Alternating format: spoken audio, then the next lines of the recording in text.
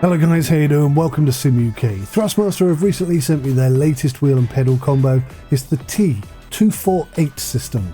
And in this video I will show you the unboxing, the PC installation, which is totally different than it is for the PlayStation 4 or 5. I'll show you some gameplay footage and I'll share with you my first thoughts and opinions on this device based on my first look review. Let's get stuck in.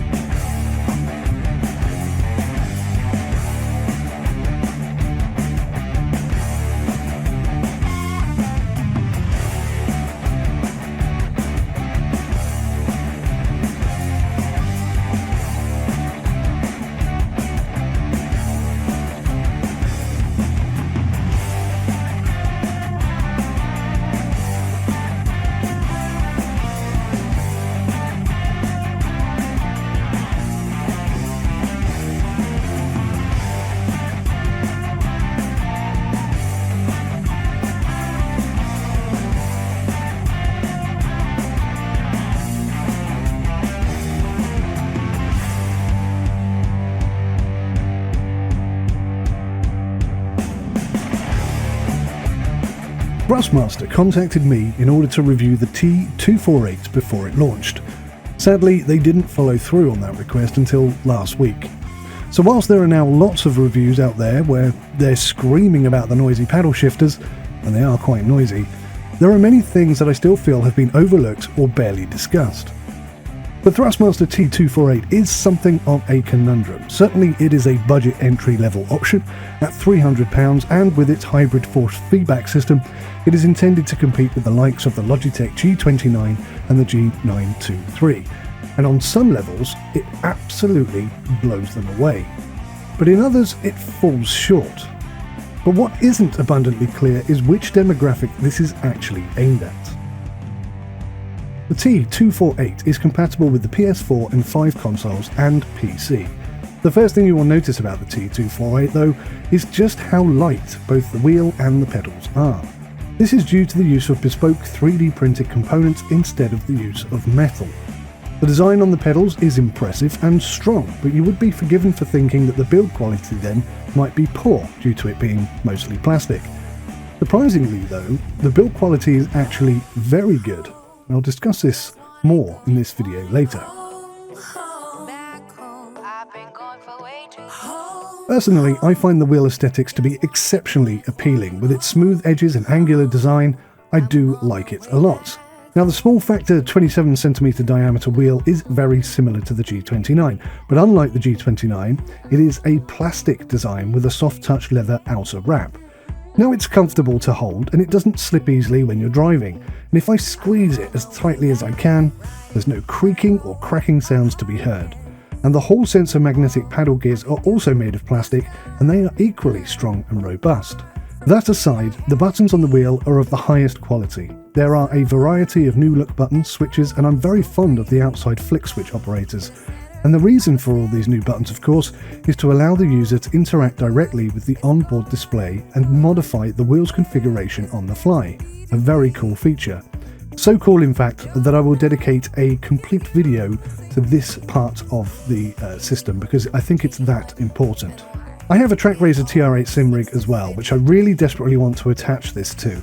And I'm not 100% sure if that is going to be possible. There are some fittings, some pre-drilled holes that will allow me to attach it to some devices, and I'm very keen to see whether or not the TR8 is one of them.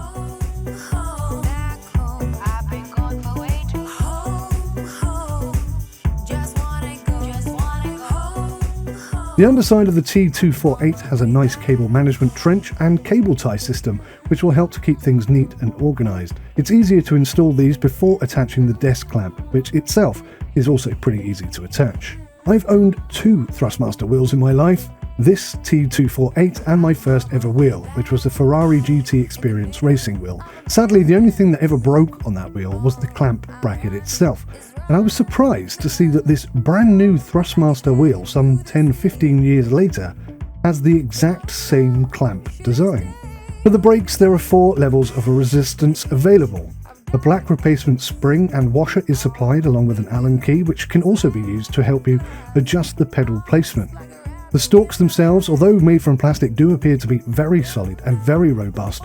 I've got to say, looking at them closely, these are very well engineered.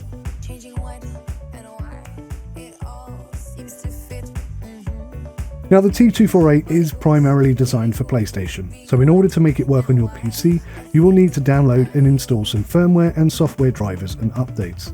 Any attempt to use the wheel before doing this will likely result in the wheel simply not being recognised by your chosen game.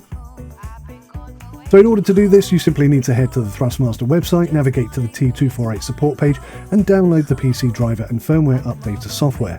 There is an optional guide explaining exactly how to achieve this in an easy-to-follow step-by-step guide, but honestly, it isn't that complicated.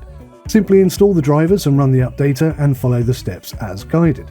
In order to verify the firmware update has succeeded, you will need to unplug and reconnect the USB cable for the wheel, and be sure not to overclick the OK button like I did. Otherwise, you'll accidentally start the firmware update process all over again. Once you've completed, simply restart your PC.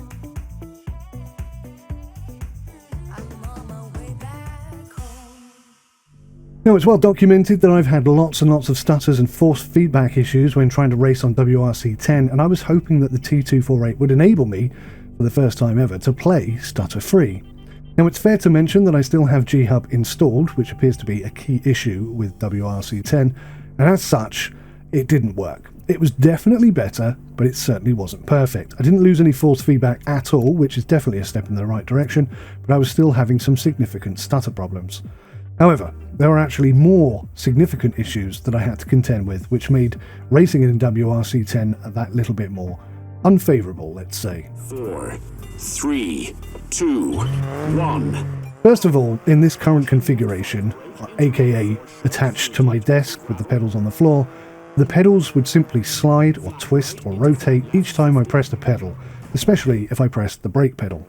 Even if I was being extra gentle and extra careful, but this made no difference, it was still moving about uncontrollably. This basically made any serious racing attempt all but impossible for the disc-mounted test. But I used my left foot to help hold and reposition the pedals as necessary, and just tried to make the best of a bad situation. Off we go. Flat right and left 6 long, tightens, and right 5, 30. And left 4. Now, perhaps something that can be overcome in time, though, is the rotation of the wheel itself. For me, it just didn't seem fast enough or effective enough, and I found myself missing corners and clipping walls despite attempting to make the correct adjustment. Now, I've got lots of experience racing on these tracks on the G29, admittedly, with the stutter and force feedback issues that I've had to deal with. And I must say that the T248 feels very, very different. I feel I do need to experiment a lot more before I can pinpoint exactly why I couldn't find a decent setup here. I've got to say that the T248 did not feel well suited to rally in this test, but I want to give it more time and come back to this at a later date.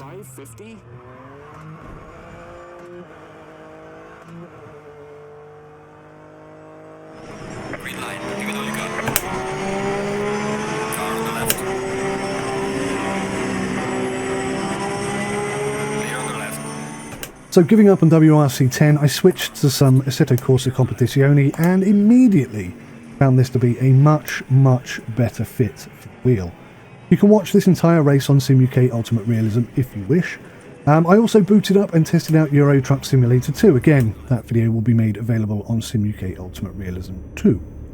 Finally, I decided to test the wheel out on Forza Horizon 4. Now, this is important, with 5 being in imminent release stage. And despite spending well over an hour trying different configurations and settings, I simply could not get the T245 to work at all well with Forza Horizon 4. Now, Forza Horizon 4 is not on the list of accepted working titles, and the best I could manage was a system which felt similar to balancing a very, very heavy boulder on the top of a fence and having to wrestle with it and try and push it and force it to stay balanced enough so that you don't crash when you're driving in a straight line. It really was absolutely terrible. If you're planning on playing Forza Horizon 5 using this wheel, you might want to hold off for a bit. Right, I was out for an autumn walk yesterday and I think I saw something. Something we need to find. As in now. Right now. So my conclusions on this first look review are mostly positive, believe it or not. The more I used the wheel, the more I liked it, and in Assetto Corsa Competizione it was extremely rewarding indeed. Exactly the same as it was in Euro Truck Simulator 2. The rally experience was not perfect though, and I would like to spend a little more time to see if I can get that to work without 𝐔𝐻 installed. That might well have been part of the problem. As WRC10 is actually on the accepted working list, so it should be working better than it was in my test. 𝐒𝐢𝐦 𝐔𝐿 though was completely unplayable, and I'm very nervous about the forthcoming 𝐿𝐴 Horizon 5 release. I don't know whether this wheel will work with that at all or not. As I say, the more that I used the T245 though, the more I became aware of the hybrid force feedback motors inside. They gave this notched feel, as though I could feel every single cog tooth as it rotated, similar if you will to a dial on a combat HOTAS where you can literally count each notch as you turn it. Now I'm sure that isn't a positive thing, but in all honesty it didn't actually cause me any issue with the driving, which on the most part felt smooth and accurate, and unlike the Logitech system there didn't appear to be any dead zone in the middle, which was quite a nice feeling. There was force feedback throughout and no dead zone in the middle.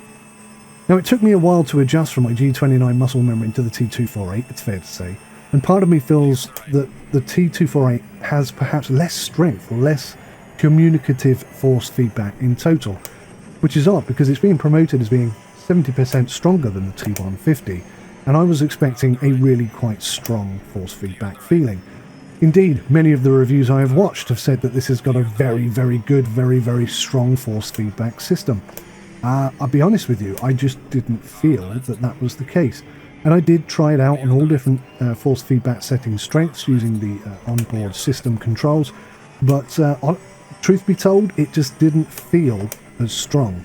I do intend to make a direct comparison between this and the G29, so if you want more accurate comparison details, please do subscribe to the channel, hit that notification bell, and who knows, you might even get alerted when that video goes live, if YouTube think that we both deserve it, of course.